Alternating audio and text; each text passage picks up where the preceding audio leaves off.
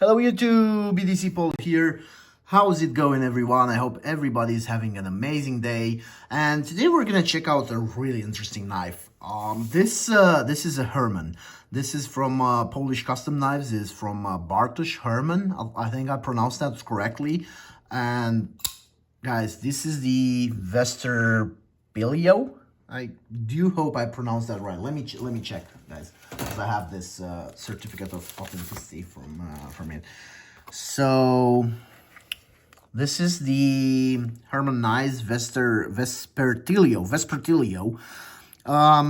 So we've got the model is the 10 Vespertilio 10, M390 titanium grade 5 carbon fiber. That's the backspacer, right?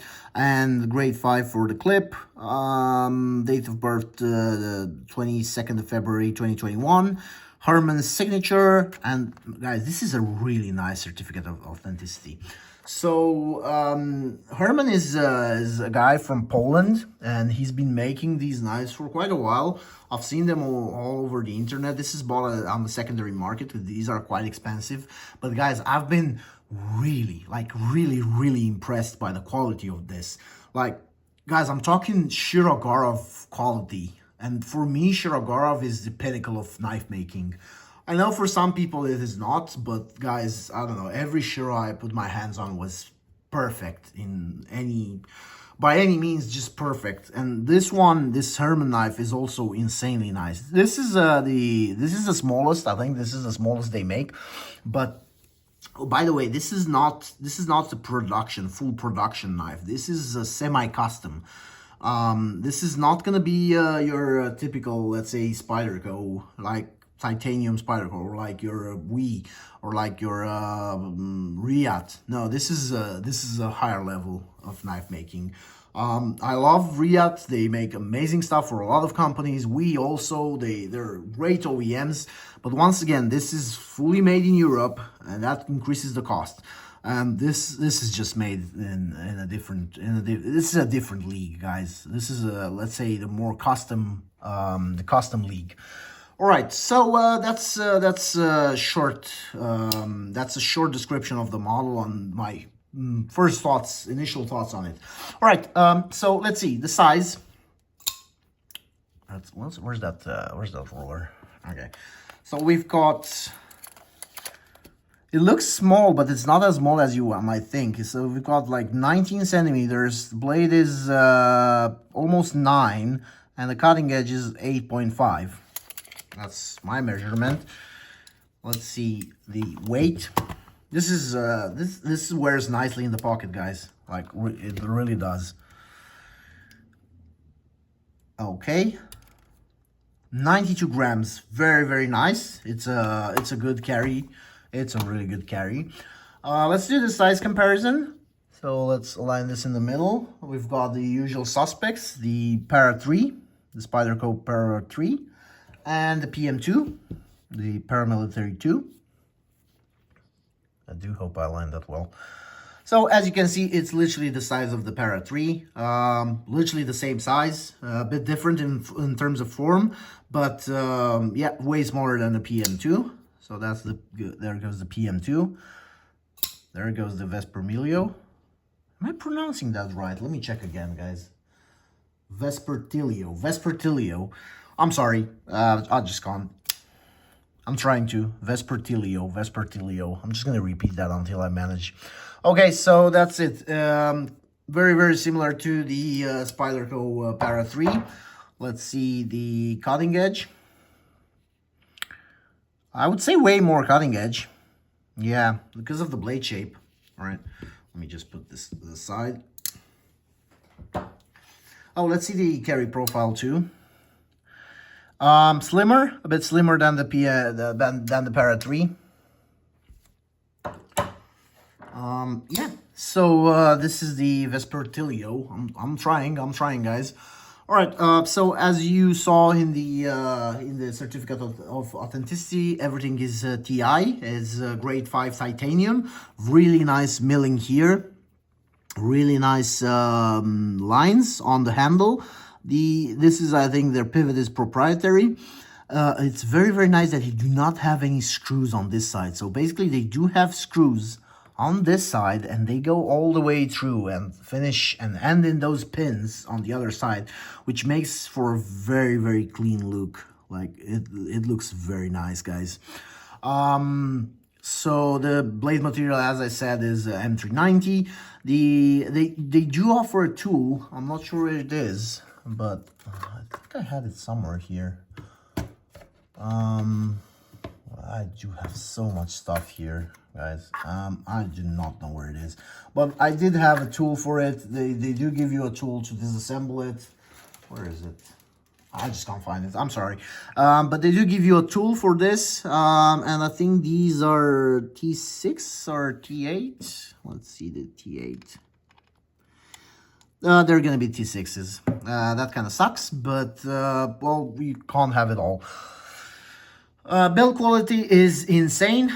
Like, everything is just perfect. This is very, very nice because the detent goes just absolutely insane. Like, wow. The sound this makes is also really good. Like, the acoustics on it, just pause it for a second. I'm just gonna pause for a second so you guys can hear this.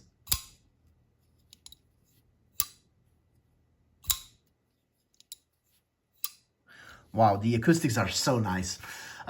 So I would say it's perfectly built. I would say, once again, like I started in the video, I believe this is the pinnacle of knife making. The Shirogorov knives are just perfect, and I believe that these are made the same way. Like, the quality is very, very similar to Shirogorov.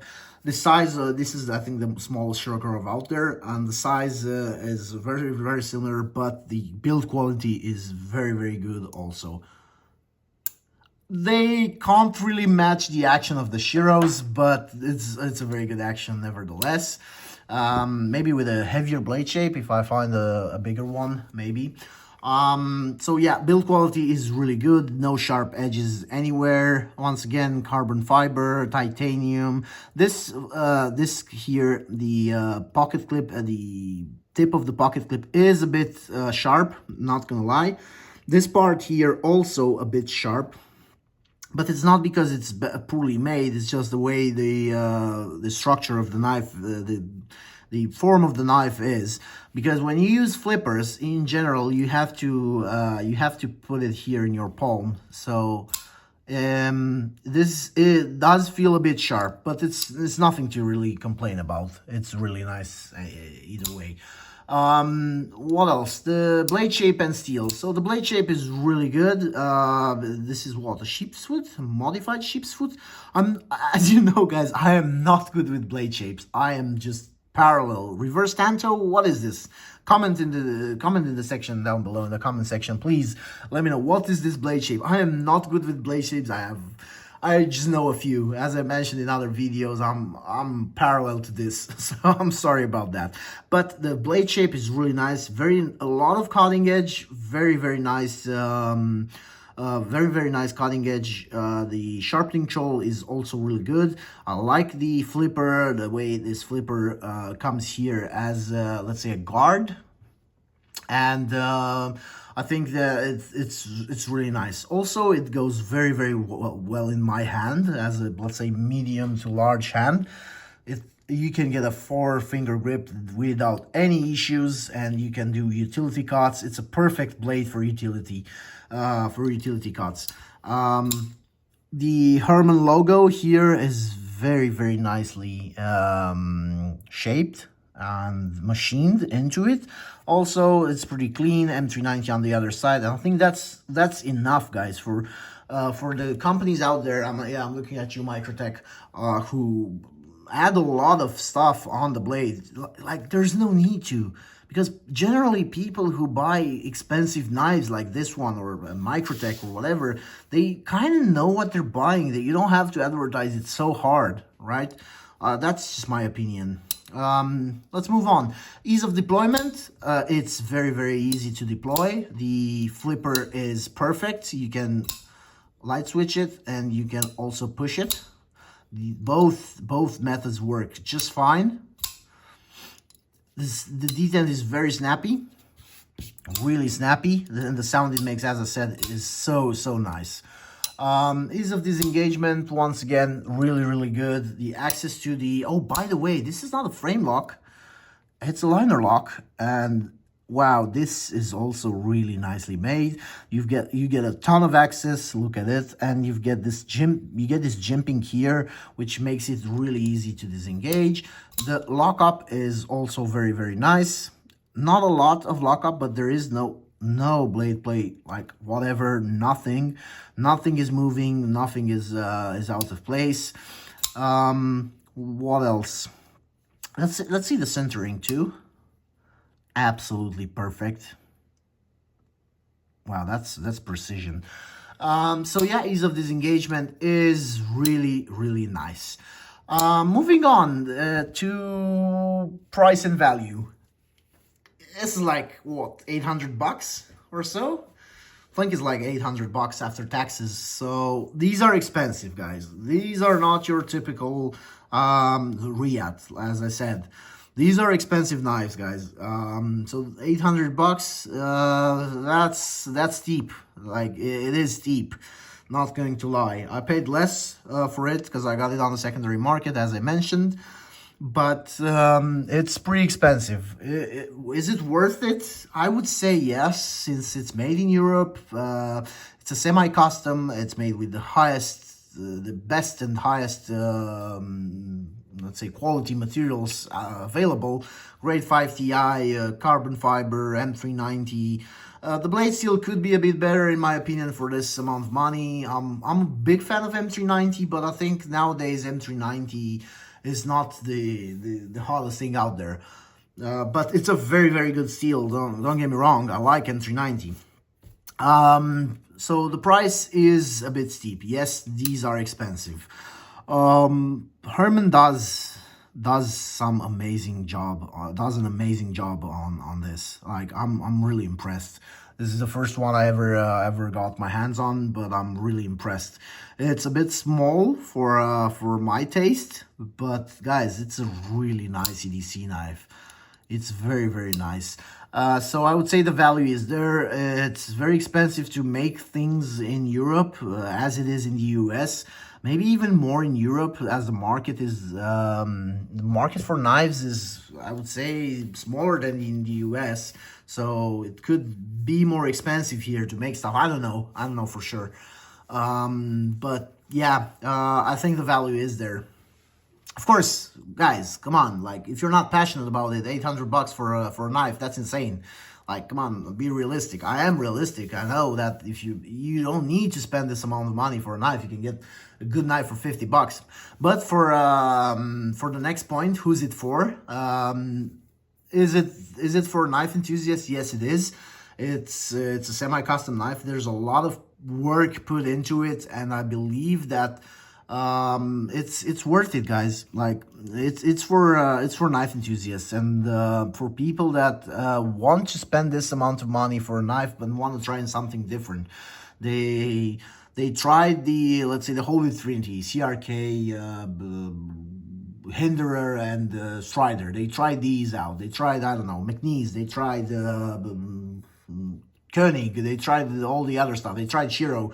This is an alternative. I would say this compares to Shirogorov in terms of enjoyment and the overall build quality.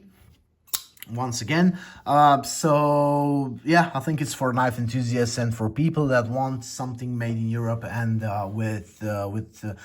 made with a lot of care and attention to detail. I think there's no issue with the knife. If you pay this amount of money for a knife, I believe that it is very important for you to be satisfied with your purchase.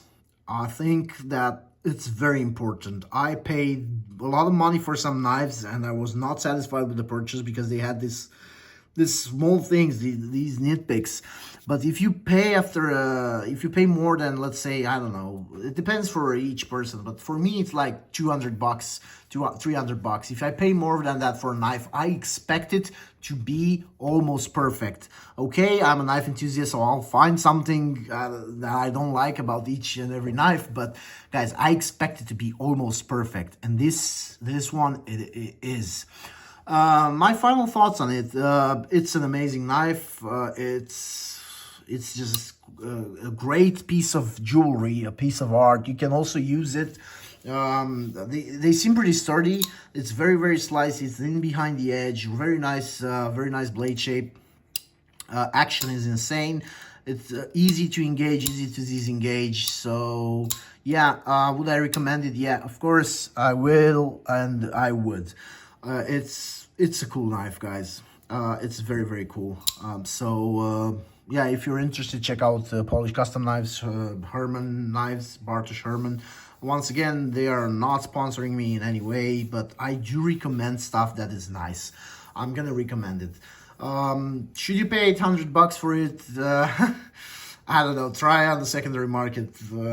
They're not, especially in Europe, there's not a lot of them for sale, but if you can find one for cheaper, give it a try, because these are really nicely made. All right, thank you very much for watching. Subscribe for daily live content. I'm really trying to post every single day. I haven't missed a single day since I started this channel out, and I think consistency is key. And so if you subscribe, you can expect daily knife content, be it shorts, be it long videos, and I'm trying to give back to this amazing community. So thank you very much for watching. If you're still here, I really appreciate you guys, and I love you all. Bye.